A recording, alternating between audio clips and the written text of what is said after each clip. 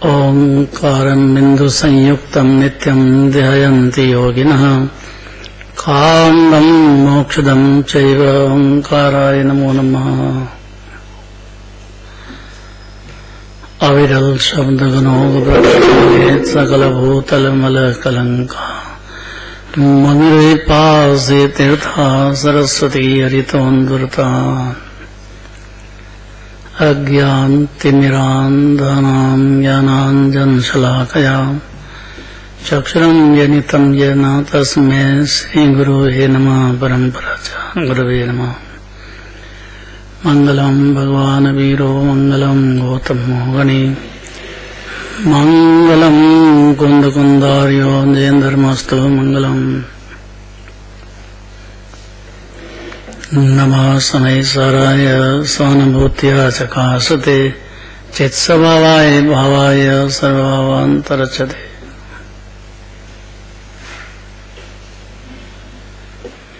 अष्टमी और 14 ये शाश्वत पर्व है अनादि से।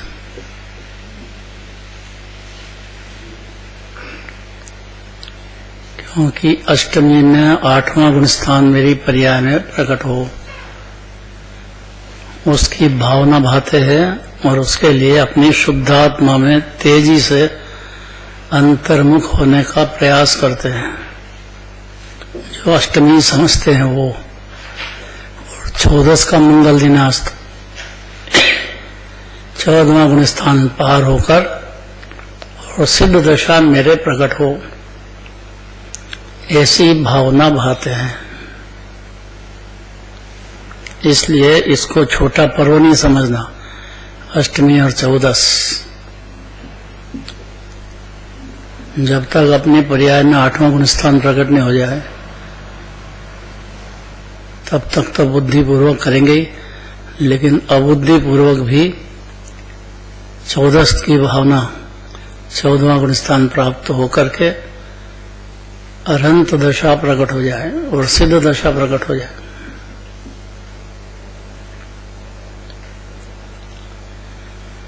हर जैनी का, हर जीव का ये उद्देश्य होता है अनंत सुखी हो जाए। क्योंकि दुख तो पर्याय में है, द्रव्य में सुख समुद्र भरा है, उसको क्या करें। भरा है तो कोठे में भरा है, अनाज जितना भरा है, जितना खाएंगे उतना तो पेट भराएगा। इसलिए द्रव्य स्वभाव तो एक आश्रय करने की अपेक्षा से बात है, बाकी सारी मेहनत तो पर्याय में है। और वो है 8वां गुण स्थान प्रकट होने की भावना और 14वां गुण स्थान प्रकट होने की भावना। अभी चल रही है जिनवाणी माता की स्तुति, पद्मनंदी आचार्य करना चाह रहे हैं। अंतिम 2 गाथा रह गई, 4 गाथा, आज 2 हो जाएगी, कल 2 होगी, तो ये अधिकार पूरा हो जाएगा। जिनवाणी माता की भक्ति का अधिकार आचार्य परमात्मा कहते हैं, पद्मनंदी आचार्य। अभी इसके बाद तो 24 भगवान की स्तुति चलेगी। अगला क्या है? 24 तीर्थंकरों की स्तुति चलेगी। तो अनंत प्रकाश को एक उसमें ये किया गया है कि 24 तीर्थंकर की जो स्तुति चलेगी, तो जैसे दो श्लोक रोज होते हैं, तो जैसे आदिनाथ भगवान और अजितनाथ भगवान, तो पूजा भी आदिनाथ भगवान और आदिनाथ भगवान की, इस प्रकार से वो क्रम चलेगा। पूजन पे भी 2 पहले 2 भगवान जो चलने वाले हैं उनकी पहले हम पूजन करेंगे और उसके बाद उसका स्तुति करेंगे। कैसे थे जितना आदिनाथ भगवान, इसका विस्तार होएगा, आश्चर्य करेंगे। क्यों याद करते हैं, कैसे थे और क्यों याद करते हैं? अपने पिताजी को याद करते हैं कि नहीं? कैसा हमारे लिए कितनी मेहनत की उन्होंने। माँ बाप का सहज प्रेम होता है कि नहीं? ऐसा जिन्होंने भगवान मुनिराज को अधिकार पूरा दे, 24 भगवान का इस भरत क्षेत्र में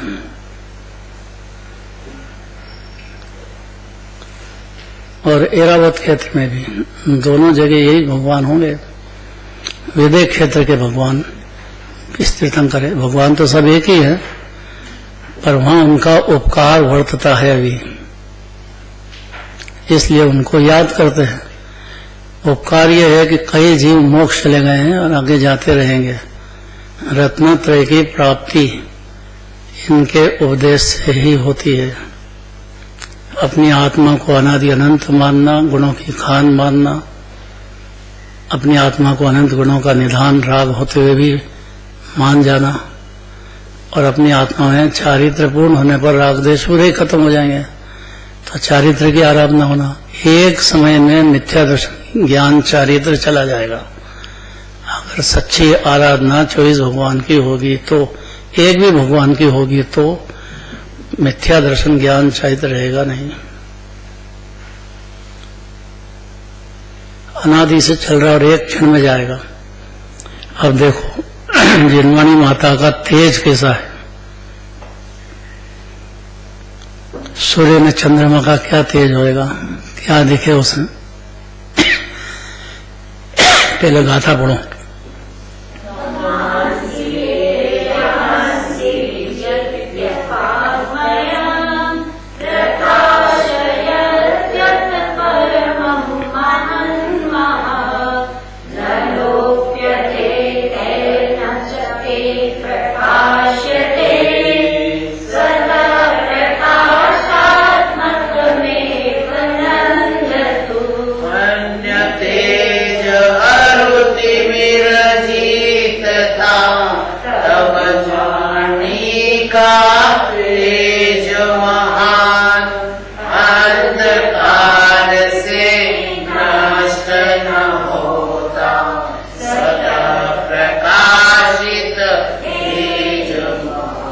हे माता, अंधकार तथा अन्य तेजों को भी जीत कर स्वयं प्रकाशित आपका दिव्यधनी रूप सर्वोत्कृष्ट तेज, जब भी जिनवाणी सुनने बैठो या पढ़ने बैठो तो समझना ये कि अनंत भगवान की वाणी है ये।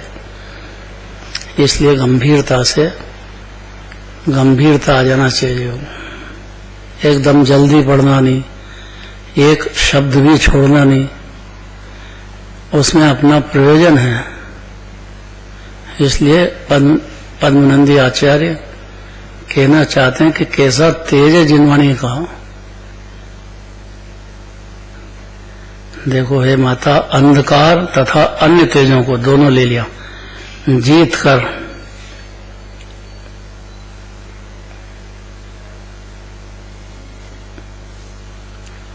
अंधकार दूर भी हो जाए मान लो बाहर में, लेकिन फिर भी अंतरंग तो पूरा प्रकाशित नहीं होता है।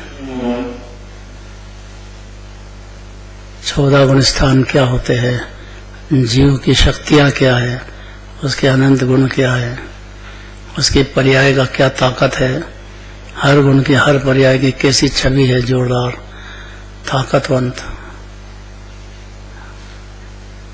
बाहर में 3 लोग कैसा है, 3 काल कैसे हैं, यह भी तेज से जिनवाणी से प्रकाशित होता है। क्योंकि दिव्यधनी है ये जिनवाणी माता, केवल ज्ञानी से क्या छिपा हुआ है, स्वर्ण पर संपूर्ण प्रकाशित होता है। तो हे माता, अंधकार तथा अन्य तेजों को जीत कर स्वतः प्रकाशित आपका दिव्यधनी रूप सर्वोत्कृष्ट तेज इस लोक में जयवंत प्रवर्तो। वाह,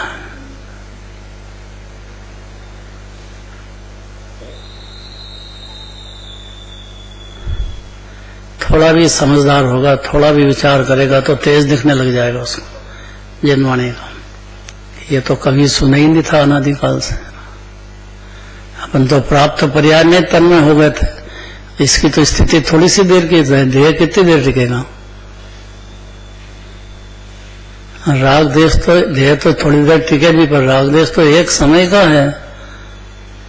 जीव तो वितरागता का सागर है, वितरागता का समुद्र है, आनंद का दरिया है। ये कौन जिनवाणी के सिवाय प्रकाशित करेगा ऐसा।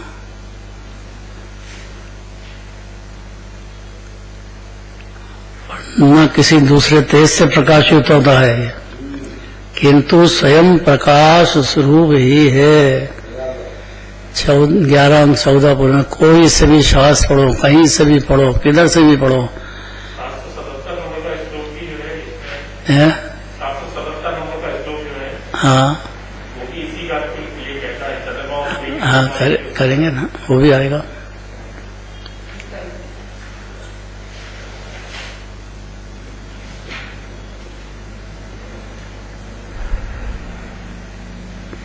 उसका कारण है कि जीव जागृत होता है और उसको भी सब सूझने लग जाता है सोने पर संपूर्ण।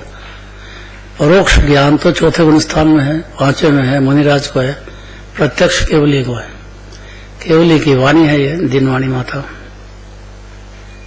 इसलिए इसका तेज अपरंपार है। कहीं से भी खोलो जिनवाणी, कहीं से भी उठाओगे तो एकदम सूझने लग जाएगा उसको।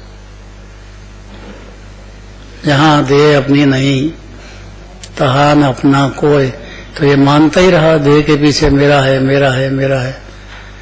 और देह जब आपकी नहीं है तो बाकी देह से संबंधित आपके कैसे होंगे? कुटुंब, परिवार, स्त्री, पुत्र आदि।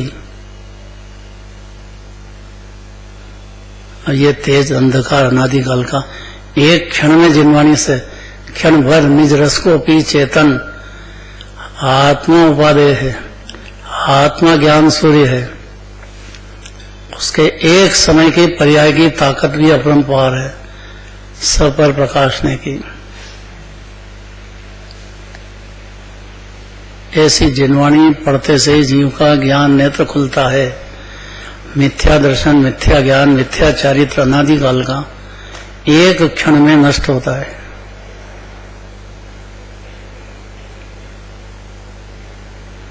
इसलिए हे माता, अंधकार तथा अन्य तेजों को जीतकर स्वतः प्रकाशित आपका दिव्यधनी रूप सर्वोत्कृष्ट तेज दिव्यधनी की महिमा आना चाहिए। बस दिव्यधनी कहो कि जिनवाणी माता कहो, एक ही बात है। इस लोक में अत्यंत जयवंत प्रवर्तो, इस लोक में जयवंत प्रवर्तो अर्थात खूब प्रकाशित हुए जिनवाणी। क्यों? क्योंकि ये जो तेज है न तो अंधकार से नष्ट होएगा,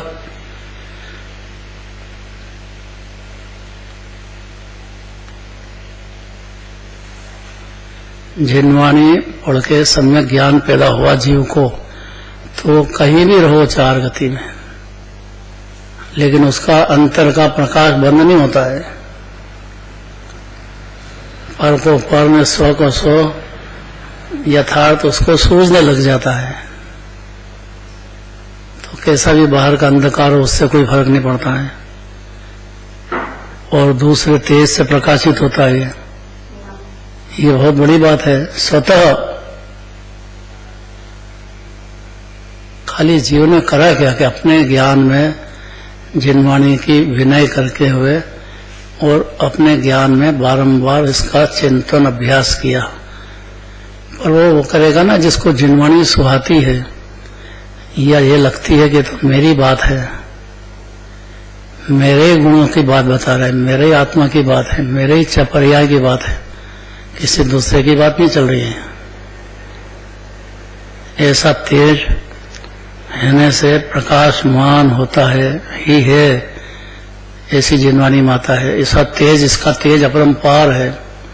भावार्थ, संसार में सूर्य और चंद्र आदि बहुतों के तेज विद्यमान तो है।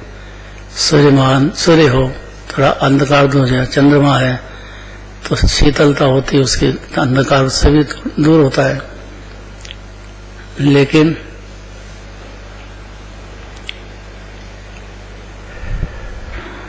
ये सूर्य और चंद्रमा आदि बहुत से तेज विद्यमान है, किंतु हे माता, आपके दिव्य धनी के तेज से ही तेज की तुलना किसी दूसरे तेज के साथ नहीं हो सकती। दिव्य धनी कहो कि जिनवाणी माता कहो, एक ही बात है।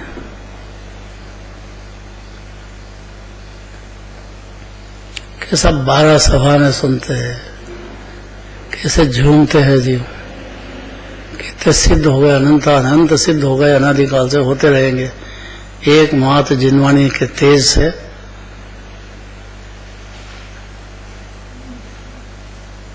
इसलिए अत्यंत विनयवंत होकर जिनवाणी पढ़ना चाहिए और सुनना चाहिए जीव को। आचार्य खुद कहते हैं स्वतः प्रकाश स्वरूप ही है जिनवाणी। संसार में सूर्य चंद्र आदि बहुतों का तेज विद्यमान है, दिखते हैं जगत में, अंधकार दूर होता है, किंतु वे तो है माता आपके दिव्य धनी रूपी तेज के तुलना में किसी दूसरे के तेज के साथ उनकी हो ही नहीं सकती, उनकी सूर्य चंद्रमा की, क्योंकि समस्त तेज अंधकार द्वारा विनाशित है। वो प्रकाशित होगा तो अंधकार तो दूर होगा, लेकिन जिनवाणी कुछ तेज दूसरों के प्रकाश से प्रकाशित होते हैं बाकी के, लेकिन आपका तेज न तो प्रबल अंधकार के द्वारा विनाशिक है, या जग मंदिर में अनिवार अज्ञान अंधेर छयो अति भारी। इसकी अगली लाइन, से जिनकी ध्वनि दीप शिखासन जो न होत प्रकाशन हारी, तो किस भांति पदार्थ पांति कहाँ लहते रहते अविचारी। विचार भी नहीं है अन्य मत में तो, कि तीन लोग क्या है, तीन काल क्या है, अंधकार क्या है, प्रकाश क्या है। अनंत अनंत अपरंपार महिमा है जिनवाणी हुई।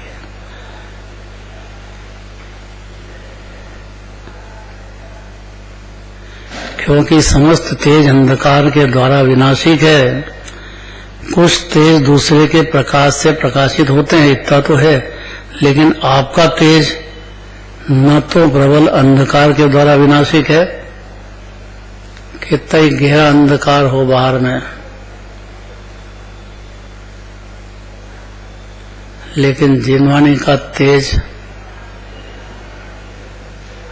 के सामने अंधकार रहता नहीं है, कुछ भी बाहर का और अंदर का भी, दोनों बात है। और न किसी अन्य तेज की सहायता चाहता है कि बाहर का सूर्य चंद्रमा हो तो मेरा तेज हो, ऐसा कुछ भी जरूरत नहीं है, क्योंकि जीव खुद ही स्वयं तेज का भंडार है। मूल बात तो ये है, उसके ज्ञान की, दर्शन की, चारित्र की, वीर्य की, एक भी आत्मा का गुण पसंद आ जाए जीव को बस, तो अनंत आ जाएंगे और अनंती पर्याय भी आ जाएगी। और ये जन्म जीव को जिनवाणी माता के अत्यंत विनयवंत होकर अपने ज्ञान में जगह देने पर, सच्चा विचार करने पर जिनवाणी के अनुसार उसका नेत्र खुलेगा। विचार तो जरूरी है, खाली देह की क्रियाकांड करते रहो उससे नहीं होता कुछ।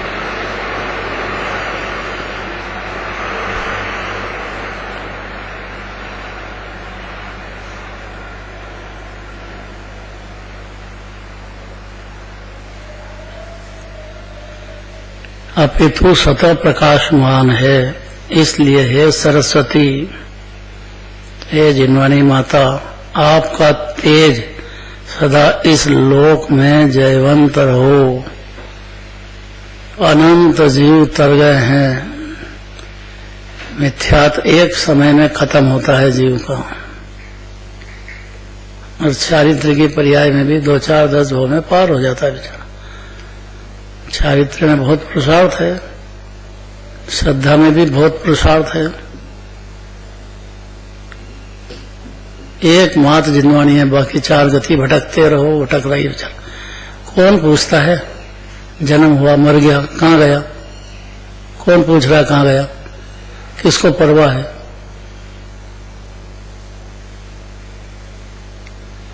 बारह भाव में लिया है, घरवाली है और दिल्ली तक रहेगी। दिल्ली बोलते ना दरवाजे तक, वहां तो नहीं जाएगी शमशान में। और परिवार वाले शमशान तक जाएंगे और शरीर को जला देंगे, और उसके बाद कौन याद करता है। ज्यादा 12 दिन तक बैठक रख ले। और गुजरात में तो रोने वाले बुलाते हैं, या इसको रोना आवे नहीं तो जबरदस्ती क्या करें।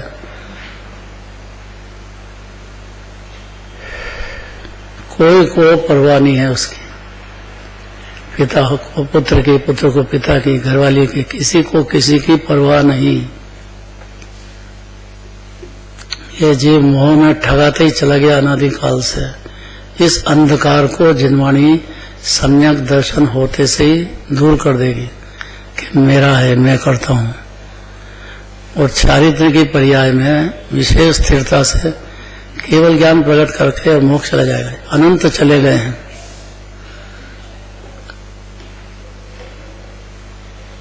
इसलिए हे सरस्वती, आपका तेज सदा इस लोक में जयवंत रहो।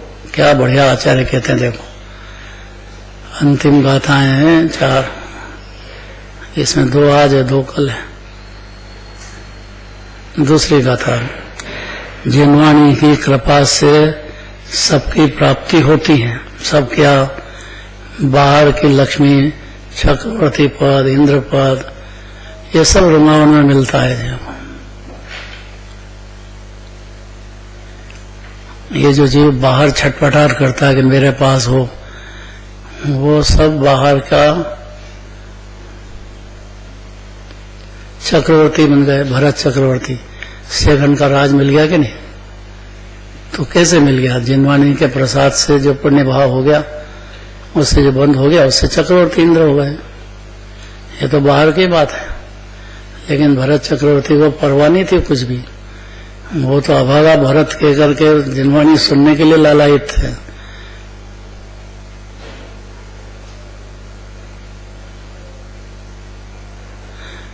लोग समझे कि भाग्यशाली अच्छे खंड का राजा हो गए।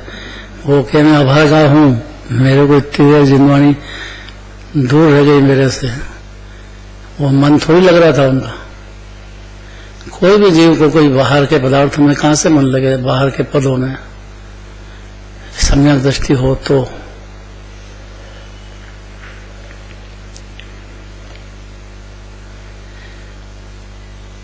गाथा पढ़ना है।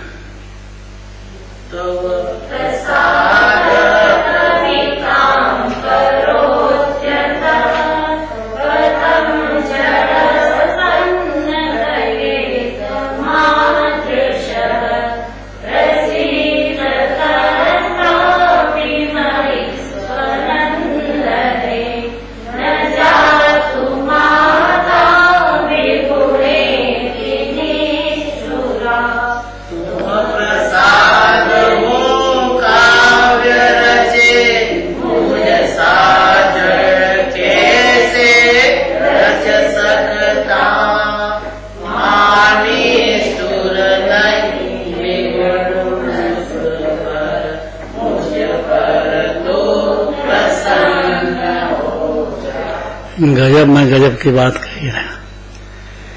गजब में गजब की बात है।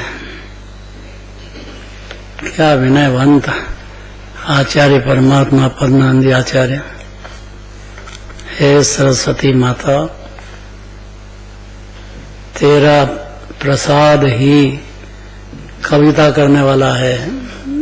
ये जो रचना हो गई है, मेरी कुछ ताकत नहीं है। तेरी जो भक्ति है उसके प्रसाद से ही ये हो जाता है।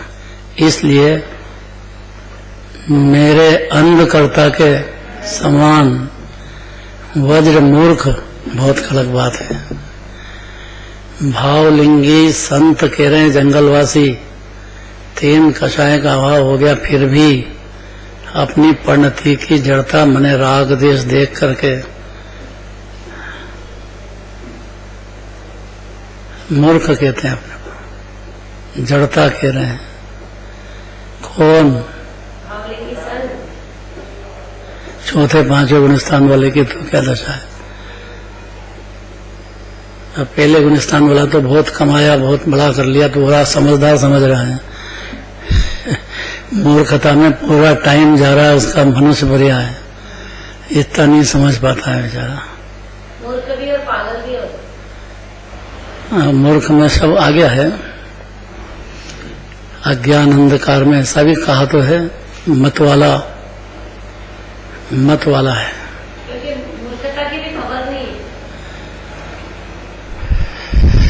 वो समझदारी समझ रहा है मूर्खता को। हाँ। बहुत समझदारी से मैंने बच्चे पैदा कर लिए, बच्चे बड़े हो गए, उनको संभाल लिया मैंने उनको लाइन से लगा दिया। अरे भैया ये वो स्वतंत्र है, बाप मर जाता है तो भी बच्चा देखो टाप हो जाता है, और बाप कितना ही टाप हो बच्चा मूर्ख रह जाता है, तो अपनी चलती कहाँ है बच्चे पे। ये तो छोड़ दो, पर भावलिंगी संत अपने को जड़ मूर्ख कहे, इसमें कोई रहस्य है भाई? कहाँ केवल ज्ञान, कहाँ ये मति शुद्ध ज्ञान? ये बिंदु ही है, केवल ज्ञान सिंधु है, पर्याय द्रव्य तो सबका सिंधु समुद्र है ही, पर्याय की बात करते हैं। देखो, हे सरस्वती माता, तेरे प्रसाद ही कविता करने वाला है, मेरी कोई ताकत नहीं इसमें, इसलिए मेरे अर्थात ग्रंथकर्ता के समान वज्र मूर्ख उस कविता को करने में की चेष्टा कैसे कर सकता है? मेरी ताकत क्या है? अलौकिक बातें हैं भाई। कहाँ केवल ज्ञान, कहाँ जरा समति शुद्ध ज्ञान, कहाँ क्षोभम ज्ञान, कहाँ सम्यक ज्ञान होने पर भी सम्यक ज्ञान के साथ में अभी मुनिराज के तो खाली अकषाय 3 कषाय का अभाव होकर के अमृत भी पी रहे हैं, और वो जो एक कषाय चल रही है संजलन, उसको देख करके कह रहे हैं।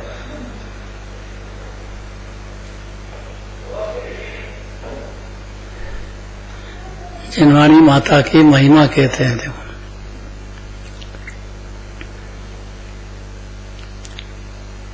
अतः इस कविता को कहने में, हे माता तुम मुझ पर प्रसन्न हो, क्यों जिनवाणी कितनी भक्ति कर रहे हैं?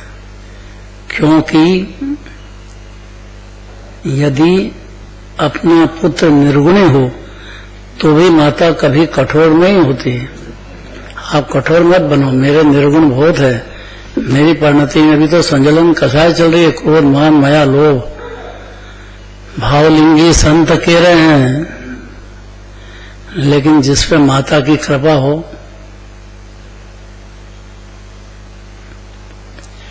जिनवाणी माता कभी कठोर नहीं बनती है। पहला हुआ बच्चा पहले अज्ञानी हो तो भी, और ज्ञानी हो जाए तो भी, और मुनिराज हो जाए तो भी, जिनवाणी माता की कृपा सबके लिए है। पुरुषार्थ तो जीव का चाहिए कि वो कितना समझ पाता है, कितना अपने स्वभाव में ठहर पाता है, कैसे मिथ्यात्व तोड़ देगा एक क्षण भर निज रस पी करके। ताकत तो बहुत है उसमें। कल भुआ ने कहानी सुनाई थी, बहुत ही जोरदार कहानी थी वो। भुआ सुना दो क्या है?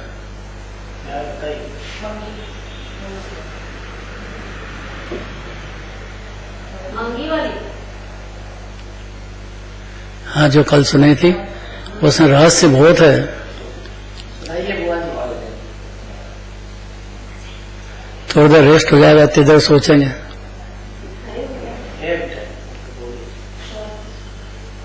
जोर से बोलना और धीरे धीरे धीरे शांति से। हाँ,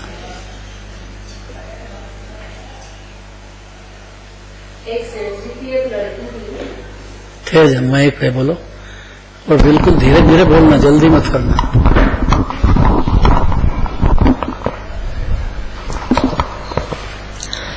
सेठ जी की एक लड़की थी, उसका नाम था मंगी, और वो बचपन में बहुत धर्मात्मा थी, बहुत स्वाध्याय वगैरह करती थी, पूजा पाठ स्वाध्याय, रात्रि भोजन नहीं करती थी। थोड़ा दूर कर लो माइक, आवाज गूंज रही है। हाँ। उसकी शादी हुई तो जिस घर में गई वहां जो सेठानी थी उसको बिल्कुल धर्म की रुचि नहीं थी, इसलिए वो मंगी को जरा भी पसंद नहीं करती थी। मंगी का जो त्याग वगैरह देख करके वो उससे और ज्यादा चिढ़ती थी। एक दिन उसका जो पति था वो बाहर गया हुआ था, तो उसने सास ने एक सांप मंगवाया और मंगी को कटवा कर नौकरों के द्वारा उसको शमशान घाट में पहुंचा दिया। शाम को उसका पति आया तो उसने पूछा मंगी कहाँ है, तो नौकरों ने कहा कि वो हम छोड़ आए उसको शमशान घाट में, वो बेहोश हो गई थी, तो वो मर गई थी।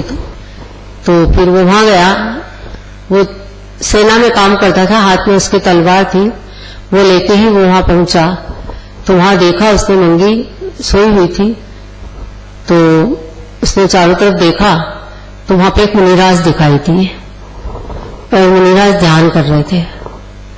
तो उसने मुनिराज को नमस्ते किया और कहा कि यदि ये मंगी ठीक हो जाएगी आपकी कृपा से तो मैं आपके चरणों में 1000 कमलों की पत्ती वाला फूल समर्पित करूंगा।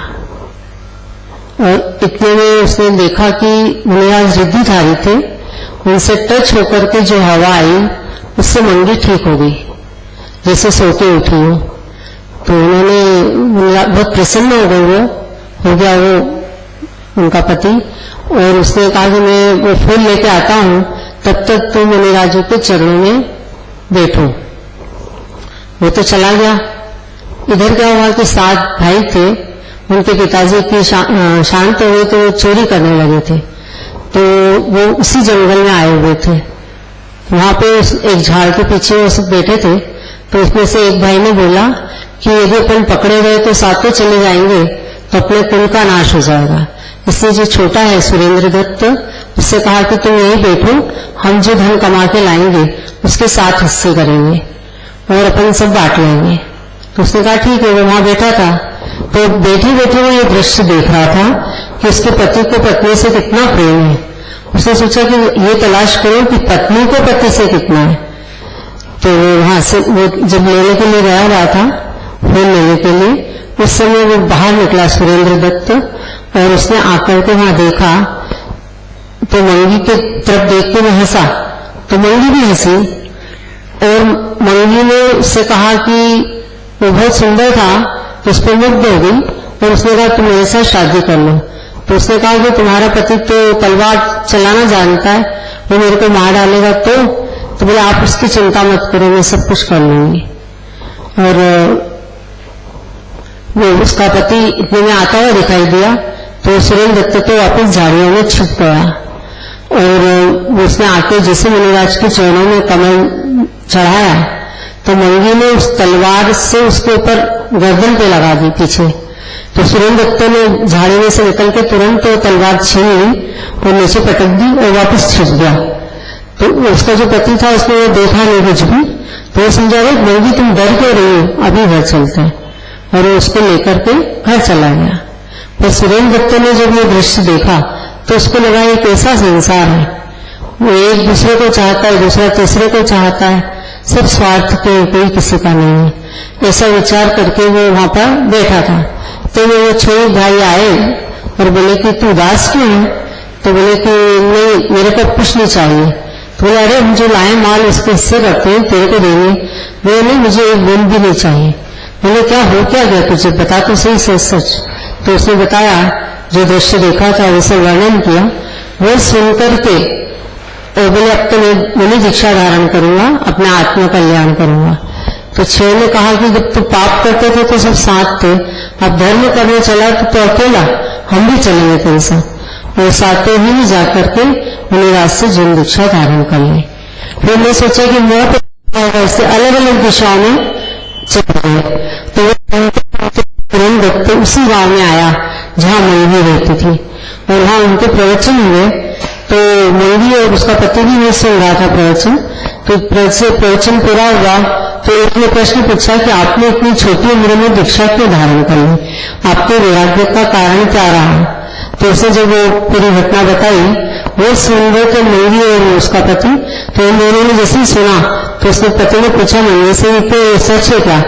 तो मंगी ने कहा मैं मंदिर में बैठी हूँ, झूठ के बोलूं, सच है। तो उसको भी हो गया, उसने धारण कर लिया, मंगी ने भी अर्जी का व्रत धारण कर लिया। बहुत बढ़िया बात है। एक मुनिराज के एक शब्द से कैसा चेंज हो गया देखो। तो मुनिराज की कितनी महिमा होगी। अब मुनिराज कहते हैं मैं वज्र मूर्ख हूं, तो अनंत भगवान की दिव्य धनी की जिनवाणी माता की कितनी वैल्यू होगी। देखो है पुत्र निर्गुणी हो, अविनीत हो, कैसा भी क्यों न हो, तो भी जिस प्रकार माता पुत्र पर रुष्ट नहीं होती है, उसके लिए तो कैसा भी गेलिया बच्चा हो, राजा बेटा है, सदा उस पर दयालु ही रहती है माता। उसी प्रकार है सरस्वती माता, आप मेरी माता हो। मुनिराज कह रहे ध्यान से सुनो आचार्य परमात्मा, इसलिए मैं कविता करने में कैसा भी वज्र मूर्ख क्यों न हूं, तो भी आपको मुझ पर कृपा करनी ही चाहिए। जिनवाणी की कृपा अर्थात जिनवाणी की प्रसन्नता अर्थात मेरी परिणति में बारंबार जिनवाणी की महिमा और निज आत्मा की महिमा जागृत रहो। मूल बात तो यह है। यदि मैं चाहूं कि आपकी कृपा का कुछ भी सहारा न रखकर कविता करने लगूं, तो यह हो ही नहीं सकता है, क्योंकि कविता करने में आपकी कृपा ही कारण है। अतः आप मुझ पर प्रसन्न रहो। ऐसे जिनवाणी माता की भावलिंगे मुनिराज भी भक्ति करते हैं। अगली गाथा है श्रुत देवता की स्तुति से गुणों की प्राप्ति होती है और संसार की समाप्ति होती है। टाइम तो हो गया है, लेकिन ये गाथा तो पढ़ लें।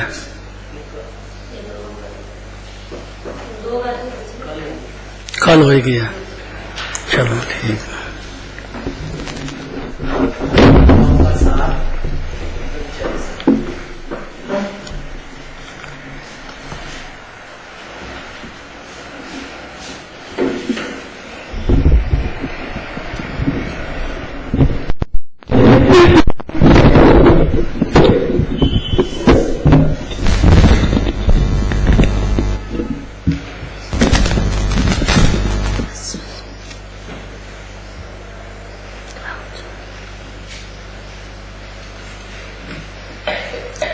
आदरणीय दादाश्री और सभी छोटे छोटे बच्चे,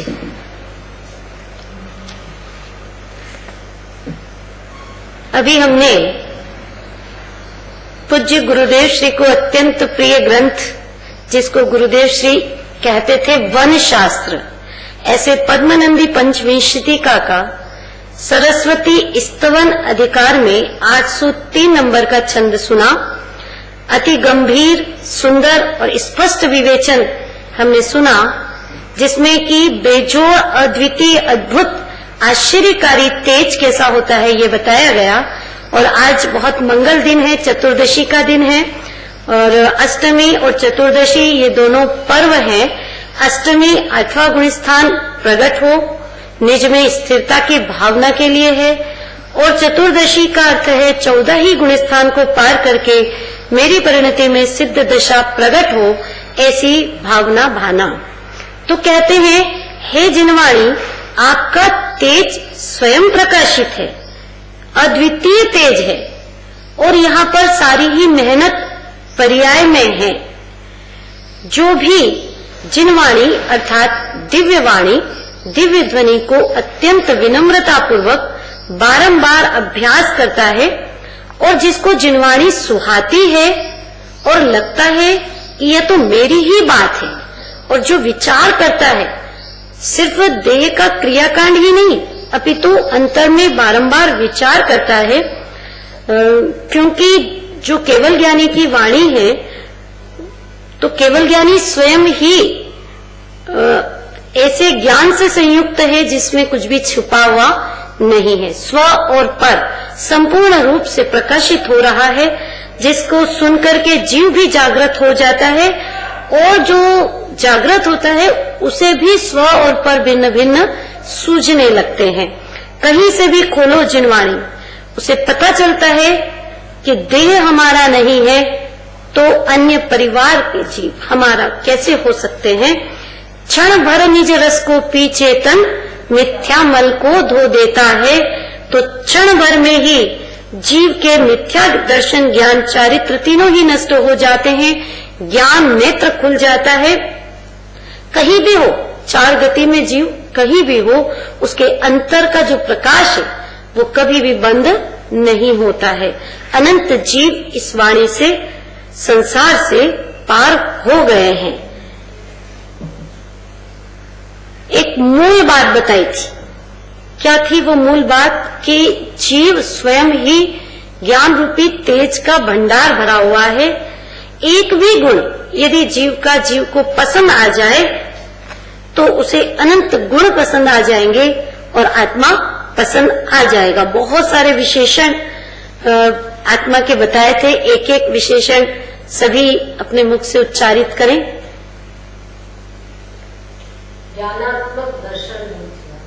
ज्ञानात्मक दर्शनभूत है आत्मा, अर्थात मैं। आत्मा अनंत शक्ति संपन्न घन पिंड है। अनंत शक्ति संपन्न, बहुत सुंदर, मुक्त स्वरूप है। वाह, मुक्त स्वरूप। जो विशेषण आज बताए थे, अविनाशी, अखंड है, बहुत सुंदर। साधना भाभी, वाह वाह, तेज का पुंज है। अनीता भाभी, वेरी गुड, बहुत बढ़िया। डॉक्टर साहब, अनंत प्रकाश रूप है, आनंद, अविकारी है, आनंद स्वरूप ही है आत्मा। तो इस प्रकार से जब भी जिनवाणी सुने तो हमें ये पता होना चाहिए कि ये अरहंत प्रभु की वाणी है। तो कितना गंभीरता रखना चाहिए और पढ़ने में जल्दी नहीं करना चाहिए, ये हमें शिक्षा दी गई। और एक एक शब्द पढ़ना चाहिए, कुछ छोड़ना नहीं चाहिए, बहुत शांति से पढ़ना चाहिए। और यदि जीव थोड़ा भी समझदार होगा तो उसको ये तेज दिखाई देने लगेगा और उसे लगेगा कि मुझे तो इन बातों की खबर ही नहीं, मैं तो भ्रम से भूल करके प्राप्त पर्याय में ही तन्मय रहा और ये तो मेरे ही हित की बात है। अगली गाथा 804, जिसमें कहा कि जिनवाणी की कृपा से सबकी प्राप्ति होती है।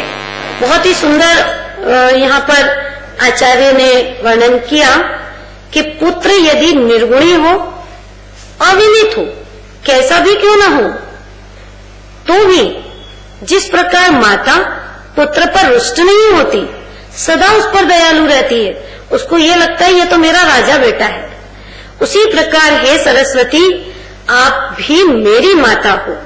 इसलिए मैं कैसा भी वज्र मूर्ख क्यों ना हो, कौन कह रहे हैं ये?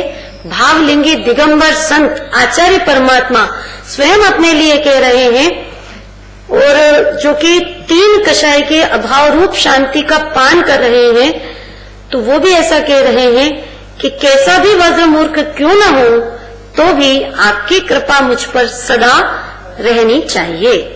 यदि मैं चाहूं कि आपकी कृपा का कुछ भी सहारा न रख करके कविता करने लगूं, तो यह हो ही नहीं सकता, क्योंकि कविता करने में आपकी कृपा कारण है। इसलिए आप मुझ पर सदा प्रसन्न रहें। मेरी ताकत नहीं है कि मैं आपकी कविता कर सकूं। तो कहा केवल ज्ञान सिंधु के बराबर और कहा मतिश्रुत ज्ञान जो कि बिंदु के बराबर है। केवल ज्ञान तो क्षायी ज्ञान है और मतिश्रुत ज्ञान है वो क्षयोपशमी ज्ञान है। तो कैसा भी ज्ञान हो परिणति में, लेकिन एक बात जो बताई बहुत ही महत्वपूर्ण कि द्रव्य तो सभी का परिपूर्ण ज्ञान से बना हुआ ही है, ज्ञानमय ही है, पर्याय में कम ज्यादा ये हो सकता है। तो अद्भुत भावों की यहाँ पर घनघोर वर्षा की है। तो हम भी प्रभु की और प्रभु की वाणी की स्तुति करते हुए ये चाहते हैं कि हमारा भी मिथ्यात्व अंधकार नष्ट हो और सम्यक ज्ञान का अलौकिक तेज प्रकाशित हो। ऐसी भावना के साथ जिनवाणी माता को शत शत वंदन।